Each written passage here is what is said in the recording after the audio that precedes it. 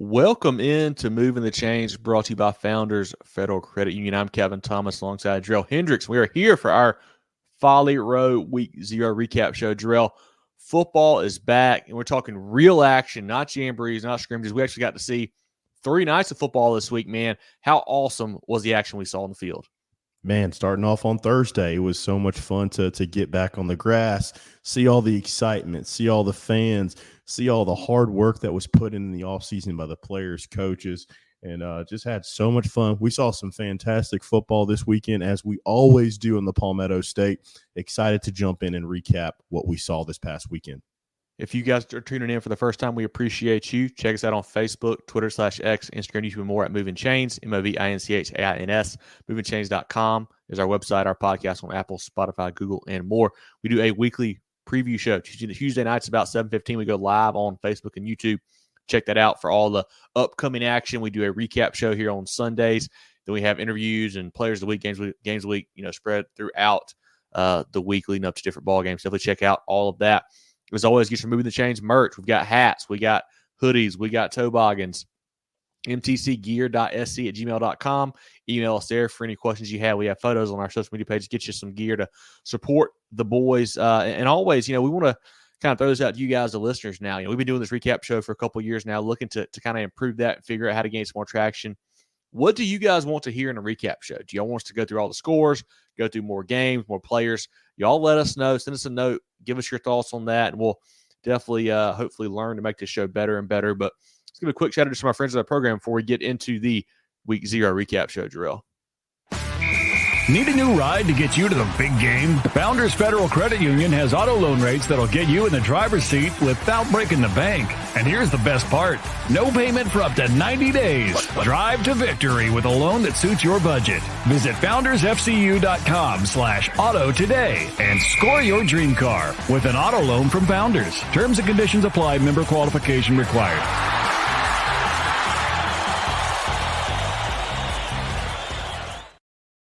Come for the deals and stay for the quality with Folly Row.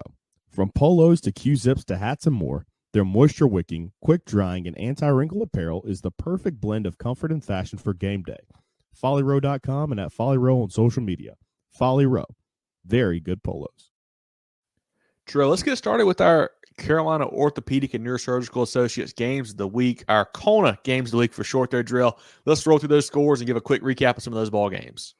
Most definitely, and want to thank, as our other sponsors, want to thank Kona for joining up with us again this year in supporting our show and supporting football in the Palmetto State. First one we saw this one Thursday. We got to view it live, and that was the Barnwell Warhorses taking on Blackfield Hilda. A little battle in Barnwell County there. Had a little cross-class, matchup there.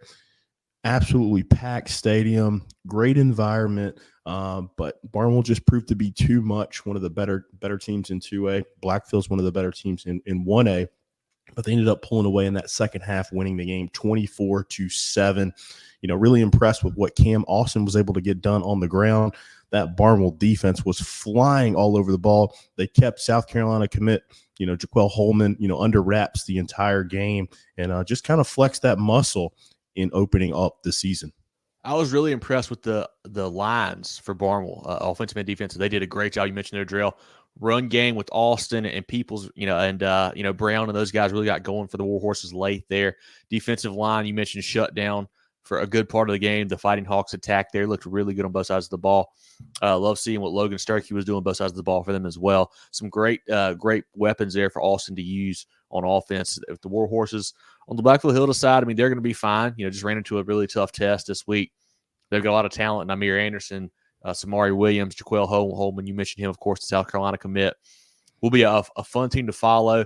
An awesome atmosphere, man. It was packed out. I know Coach Smith, we heard him talking at the game. You might not be too many more of these because of some rumors of some schools consolidation and whatnot. But glad we got to see that one. Really cool to see a South Carolina football commit and Holman taking on a South Carolina baseball commit there in Austin. That was kind of a cool matchup there we got to check out.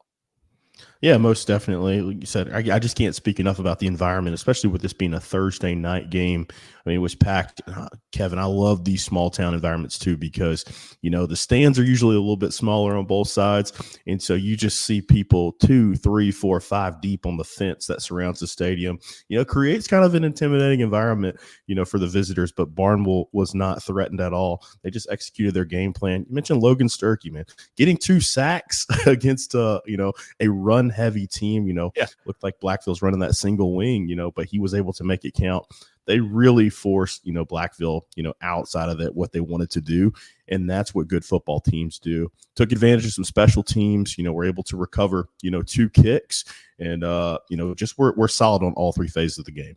Yeah. Made a long field goal as well. Lane Evans did there for those guys. I want to talk about the defenses on both sides really for a minute because last year this game was like 36-35, like a super high scoring game. Obviously, Barnwell got a couple touchdowns late to really stretch it out, but that defense played awesome against Blackville Hilda all game long. Really cool to see there. We had a great road trip down there. We'll have a food review Friday coming out from Duke's Barbecue, man. Had a great meal before the game there. Really, really awesome.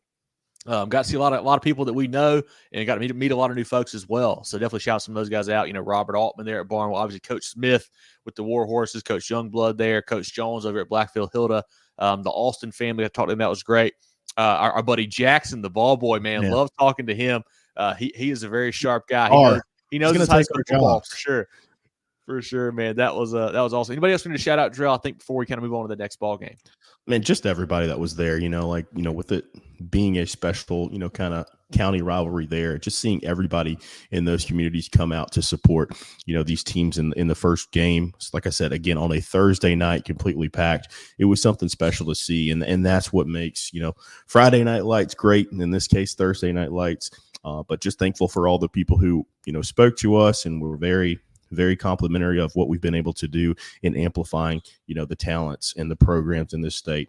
Really, really enjoyed that, on Thursday. It felt special because we had not been on the field, since we were down there in Orangeburg in the fall. But moving on, let's go to our next game, put a bow on that one. We had Gray Collegiate and James Island.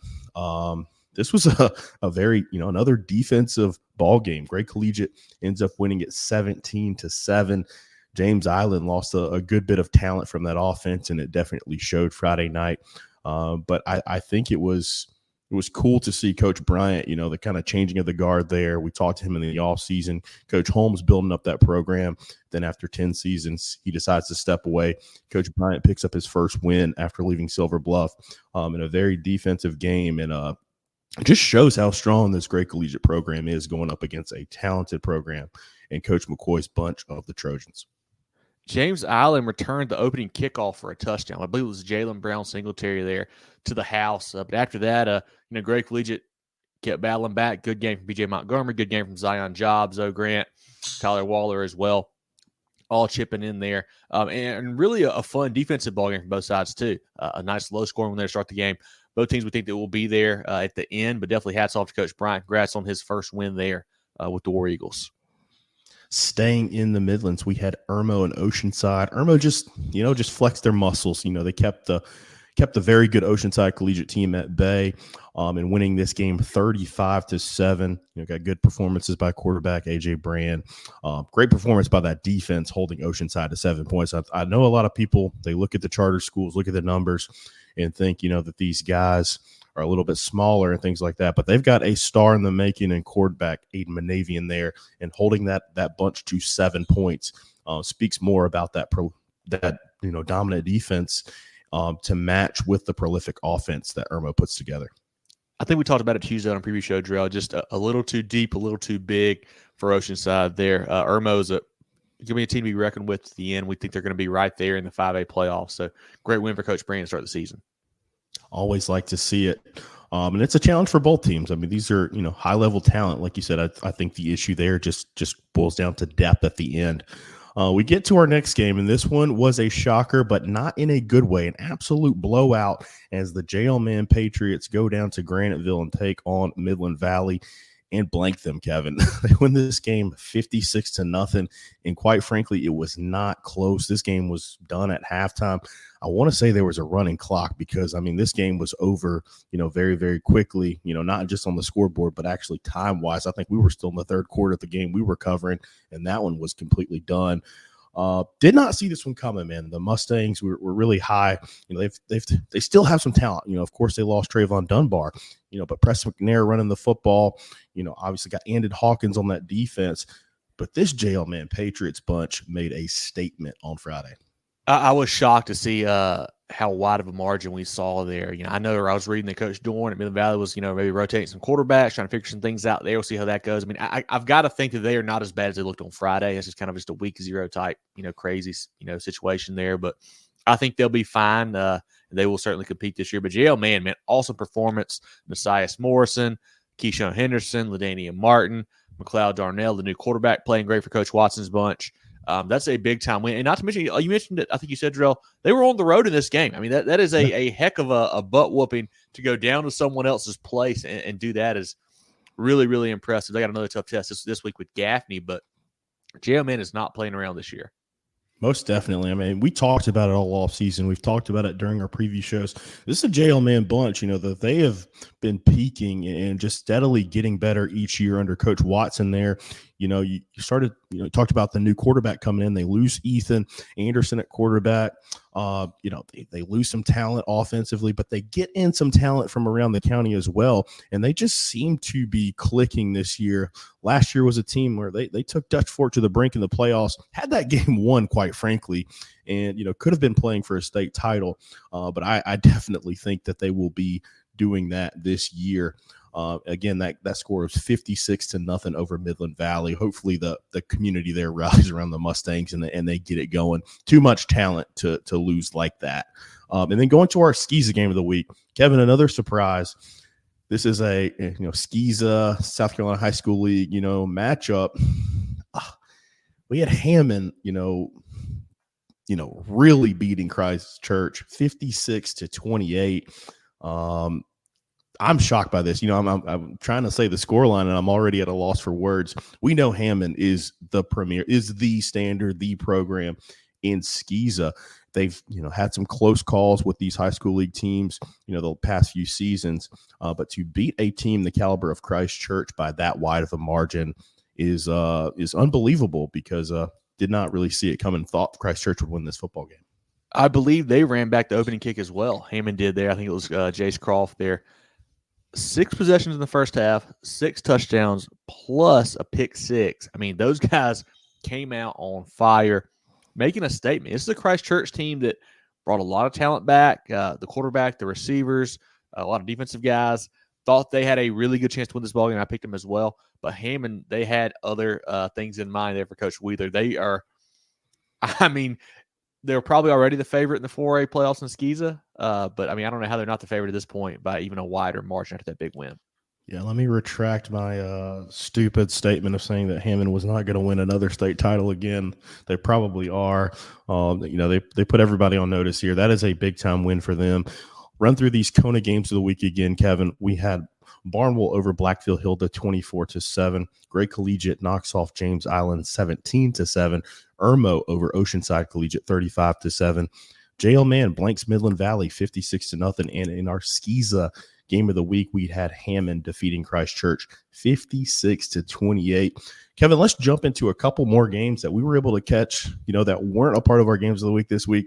Awesome. We had football Thursday, Friday, and Saturday across the state. So as I mentioned, we went down to Barnwell County, going to Blackfield Hilda and watching that football game on Thursday. On Friday, we went down to Wilder Stadium to see Woodruff and Clinton, and it was an absolute barn burner. We had Woodruff winning this game 40-36. Kevin, what are your thoughts on this one? Awesome football game. I was super impressed with Woodruff. I had not seen them in the past 2 years since Coach Sloan took over. And was just super impressed what he did scheme-wise, just the way that he called a ball game on offense. They were, very efficient. Love the quarterback, TJ Morris, the receiver, Corey Moats, running back, Aiden, is it Hawkins? No, not Aiden Hawkins. Aiden Gibson? Aiden Gibson, the running back. He's a stud to look out for. Yep, big-time player there. They jump out to a big lead at half, a 2-score lead at half. Clinton comes back, but just Woodruff just never went away, man. They just kept answering the bell. Had a huge touchdown drive late in that ball game, a big 4th down conversion by Morris. They just made one more play than Clinton did, I guess, at the end, getting that 4th down stop. Most definitely. I mean, again, it was back and forth. Love to see, the players fighting throughout, but love to see the coaching adjustments and things like that. Just an absolute chess match between, 2 great accomplished coaches, and Coach Fountain there at Clinton and Coach Sloan over on the Woodruff side. Old school rivalry here too, Kevin. I mean, these are 2 programs that have been, they're all through the record books in the state of South Carolina. And we mentioned it 2 years ago when Coach Sloan came, back to the Palmetto State from over in Georgia, that this was going to be a program to watch. And just looking at their execution, the scheme, how hard they played. We talked to Coach Sloan before the game. Numbers are up. That community's growing. This is a program that's going to do the right things, definitely stock up. And then Clinton, able to talk to coaches after the game, talk to a few players and people in that community. This is going to be good for them. It's going to be a good test. Their region is not the most difficult. So them scheduling these difficult non-region games is only going to help them when they inevitably get to the playoffs. No doubt about it. And both these teams are going to get better because of that ball game. You mentioned a great atmosphere there. Got to see a lot of great friends there as well. Got to interview Coach Sloan and quarterback TJ Morris after the ball game. Those are on our social media pages, as along with all of our interviews all week long. We had some with the Barnwell guys, some with the West Side guys, and of course Woodrow. Check those out on Facebook, Instagram, Twitter, YouTube, wherever you're going to find them. They're on there for you guys to listen to.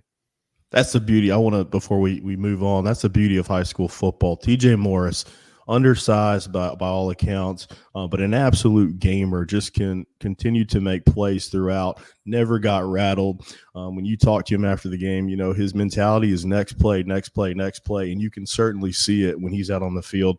Super impressed by how he played and was able to go to a hostile environment and get a big win and lead his program. Love to see that.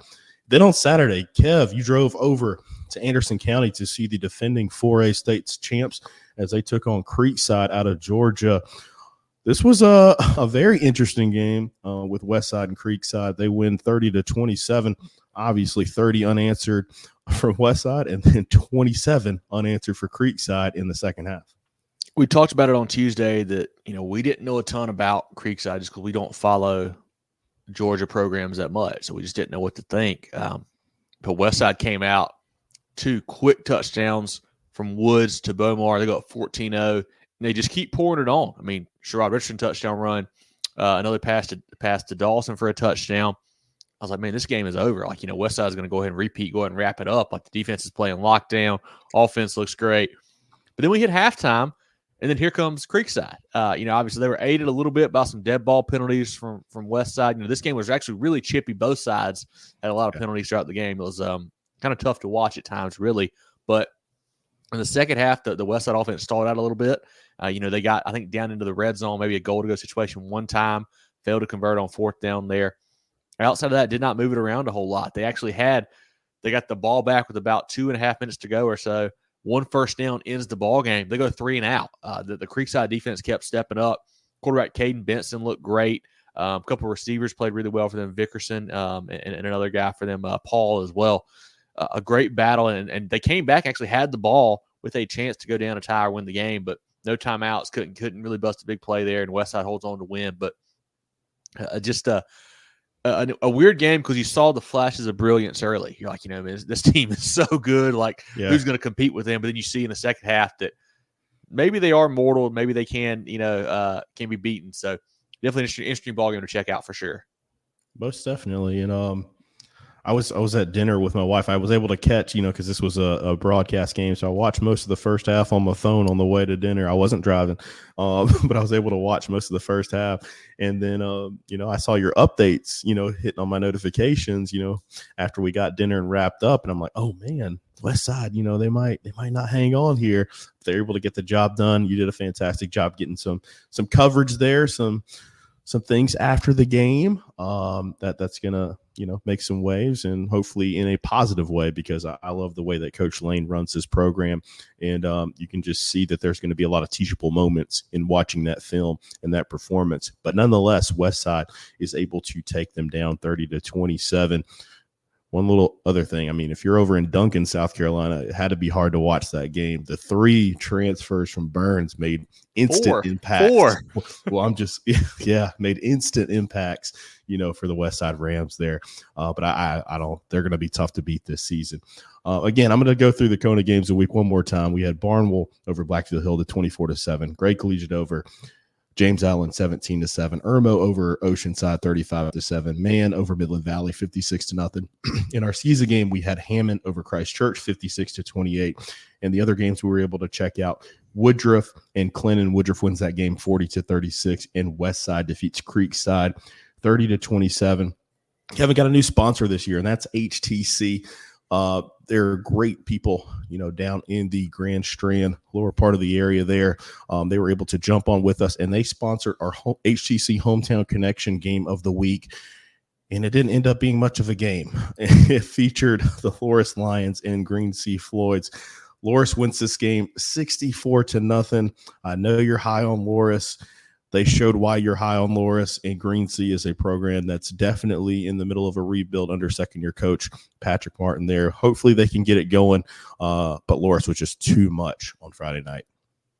Yeah, I don't think this is really a surprise to anybody, the way this game went. Maybe the how big of a margin, maybe, but I think most people thought Loris by multiple scores.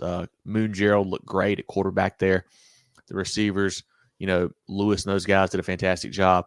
And Green Sea Floyds, and we talked about it, they've just got a bunch of young skill guys right now, which is tough when you're playing a team the caliber of Loris, having to kind of break those guys in. But Coach Martin has got those guys heading the right direction. But Loris right now, I think, is a real deal contender in 3A.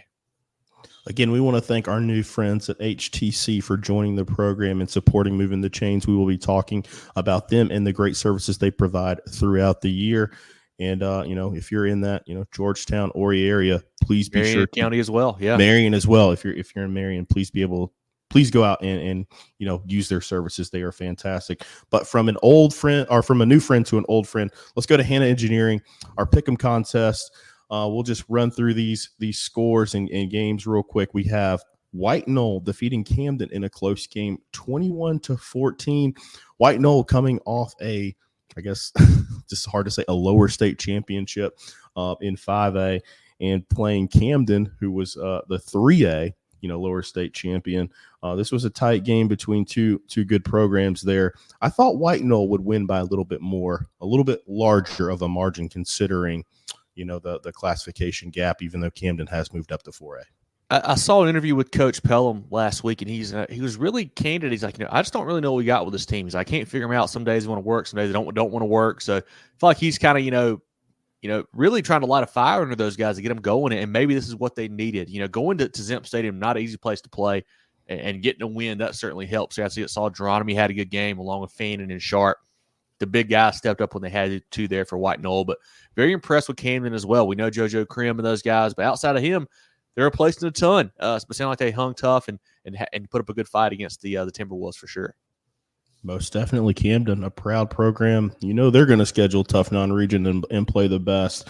And so they did so, and it, almost beat a very, very talented White Knoll team. That one again, 21-14. Had a rivalry game down in the PD. South Florence and West Florence. This is a game that we monitored very closely on a Friday. South Florence is able to squeak out a 23-16 win over rival West. I know South Florence had a couple injuries in the games. Definitely thoughts to them on that. But an interesting ball game, and always a fun rivalry. Usually the end of the season. Now we get at game one because they're in different classes at this point. But a fantastic ball game, it sounded like, from all accounts. Trey Leonard with the nice game for South Florence. Former West Florence running back Trey Leonard over at South now with a nice game there. They got to figure out the passing game a little bit. I saw Jackson had kind of got his feet wet underneath him a little bit there and played better in the second half. But they got to get that going. West Florence coach Jennerette, really impressed with them, kind of hanging tough in this ball game. Nice showing from them. Doing a shout out to our friend Marquise Camp, a friend of the program. Send us some updates throughout that. Let's definitely appreciate Marquise for that. Most definitely. Moving on, another tight ball game. We had Spartanburg and South Point. Spartanburg is able to win this game 26-25. We know South Point is without some key players due to injury, but this is a great win for that Spartanburg program to kick off the season. And they were able to score some points, Kevin. That was their bugaboo last year. Week 0, always, you get some weird stuff. And special teams, if you're good at it, can play a huge part in week 0. Spartanburg blocks a punt and is able to drive down and kick a game-winning field goal there as time expires to win the game. Awesome win for Coach Hodges' squad. This one should have been an easy pick for most people involved. We had Daniel and Chapman. Daniel still Daniel. New faces, same results. They beat Chapman 41-21. Business as usual. Big game from Spencer Kahn. We'll talk about him here later. But, man, is there a better program at running their system and reloading with new faces each year than the Daniel Lions?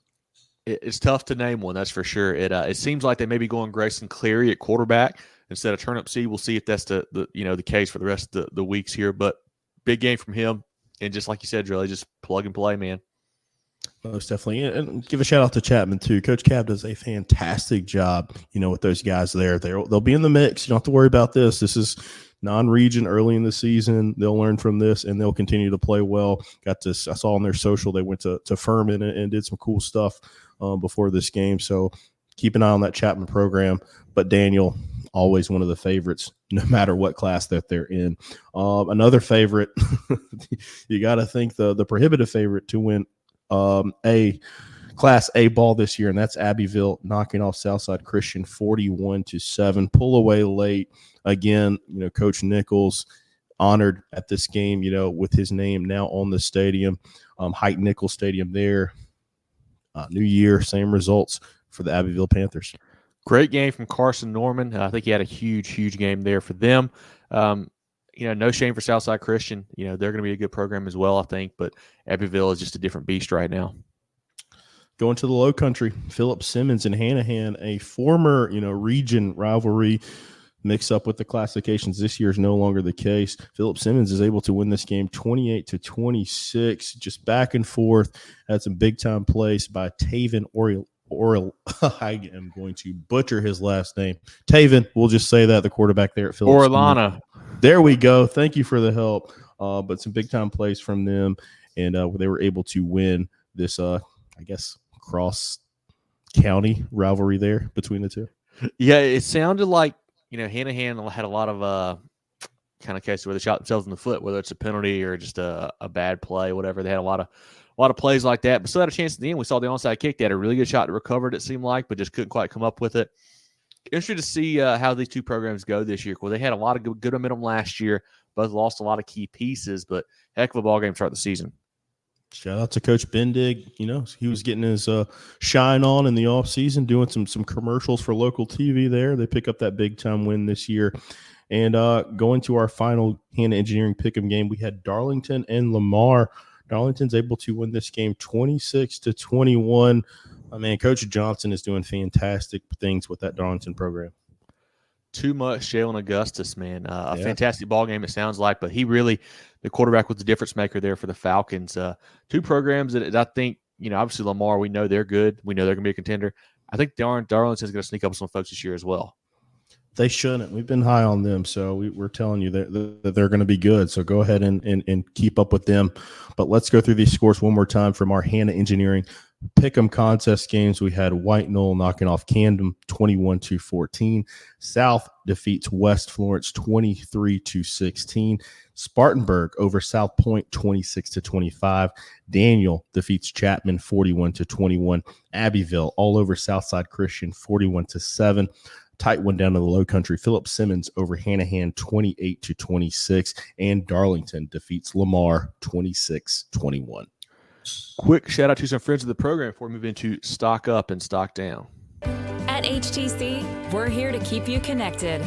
Here to provide reliable fiber optic internet with free, fast, and secure HTC Smart Wi-Fi. HTC, here to connect. Carolina Orthopedic and Neurosurgical Associates, KONA, offers the most advanced training and experience in orthopedic surgery, neurosurgery, sports medicine, and pain management in the upstate. 3 convenient locations in Spartanburg, Duncan, and Greenville. Go to kona.care to learn more. Let's take a look now at Stock Up, Stock Down, Jerel. Some teams that impressed us, some teams that maybe surprised us in a bad way as well. But a couple that I had, Blythewood, the Bengals, big winners over Nation Ford on Friday.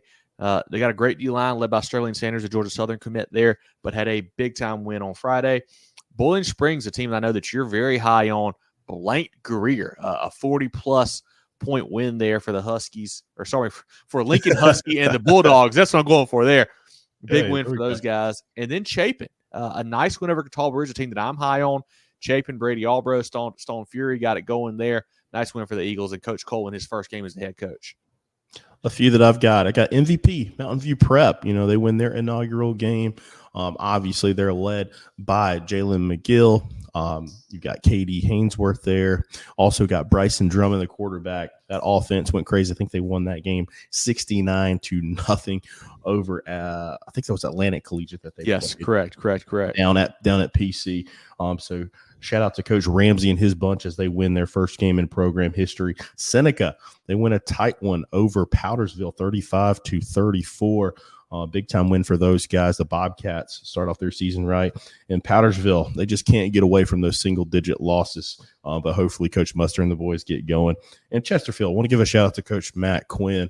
His first game with Chesterfield, the Rams there. They win big. Just excited to see what they're going to be able to do in the coming weeks. Northwestern, a great come-from-behind win over Huff up in Charlotte. Finley Polk, Cam Vance, Andre Pickett, huge games. Will Massey, a big game as well for the Trojans. Coach Walford's squad, they're certainly familiar with big games like this. They played a lot of these kind of, showcase games the last couple of years and come out on top in this one. A fantastic ball game for the Trojans, a team that we know is going to be a contender in 5A. Also, We've got Lexington blanking Gilbert. Gilbert beat them last year, a big rivalry there. Coach Curtis's squad got it going tonight or Friday and had a nice shutout win there. And then one of the bigger surprises for me this week, Jerel, West Ashley beating Lucy Beckham 10-7. A program with Coach Kiefer that we know is going to be tough and physical and whatnot, but they maybe haven't really. They've had a lot of good non-regional early season wins, but haven't beaten some of the big boys when it comes down to it in the past. Well, they beat a big boy on Friday with Lucy Beckham. That's a great win for that Wildcat program.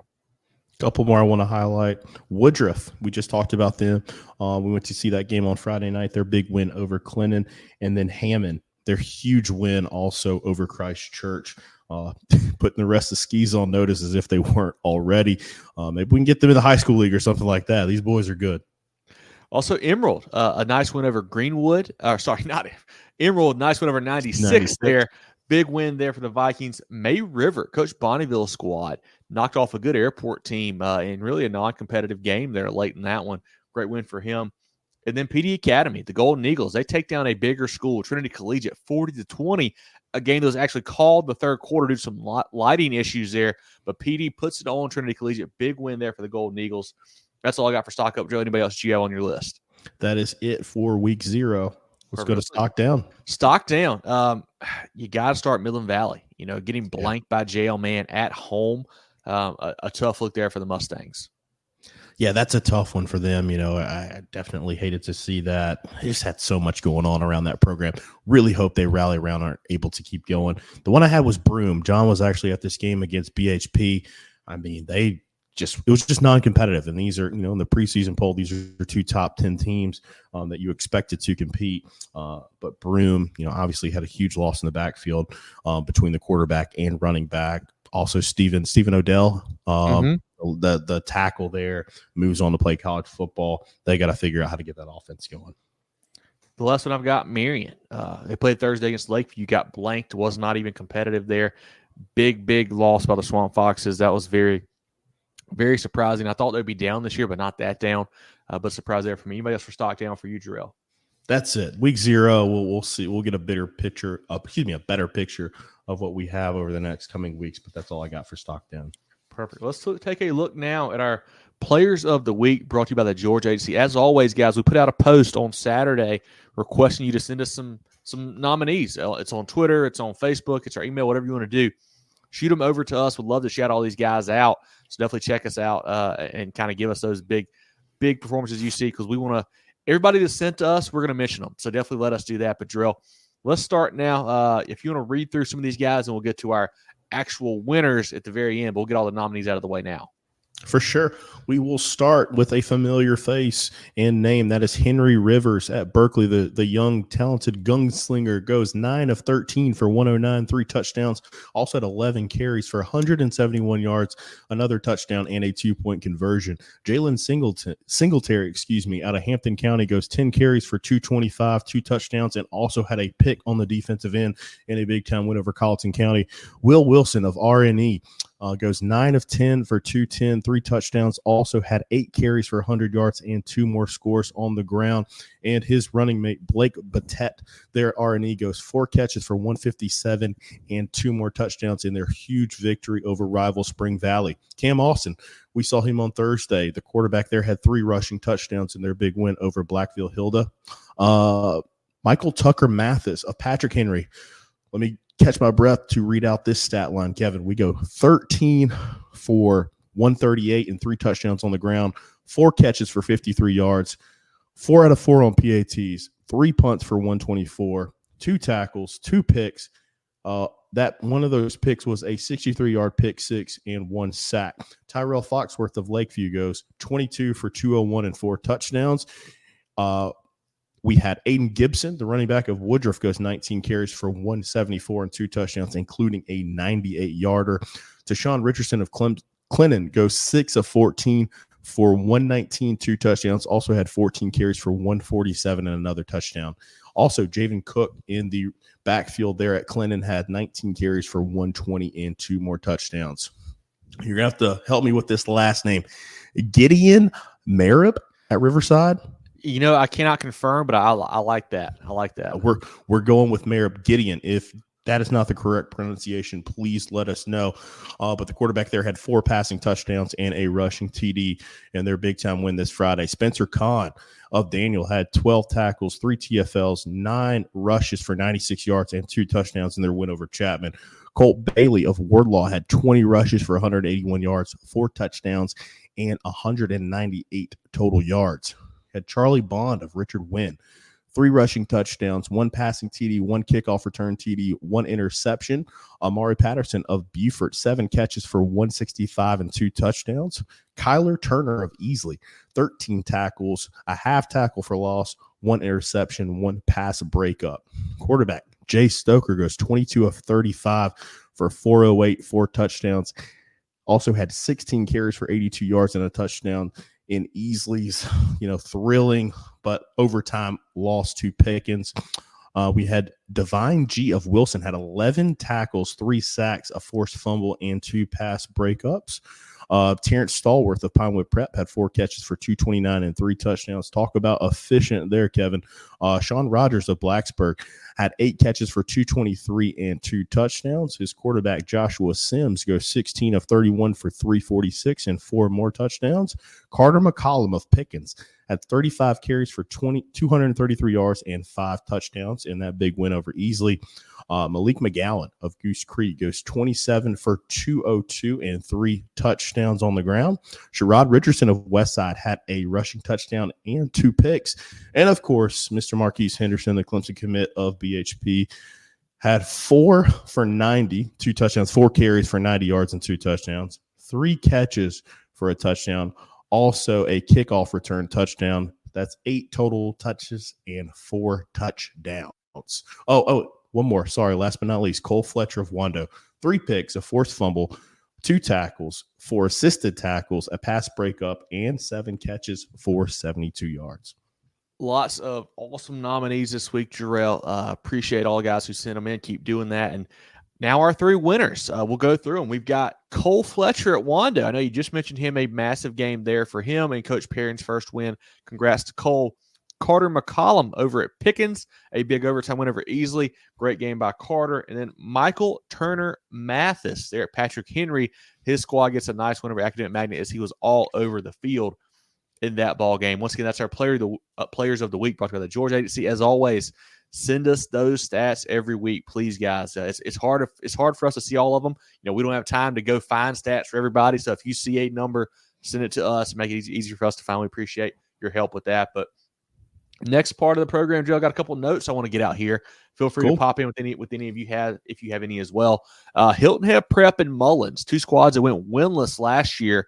both won here in week 0. Hats off to the Dolphins and the Auctioneers. You mentioned Abbeville renaming the stadium to Height Nichols Stadium now. Really cool for them. How about this? Hardeeville, first varsity game and first varsity win since 2012 there for the Canes, as they are now a separate school again. Great win there for Hardeeville. And then the Lugoff Elgin Demon Deacons, they run a double pass, a 41-yard touchdown on 4th and 35 with 16 seconds left to get a win in Coach Leon Bulware's debut there for the Demons. Awesome play, awesome game there for Lugoff Elgin. Any other notes you've got there, Jerel, on your end?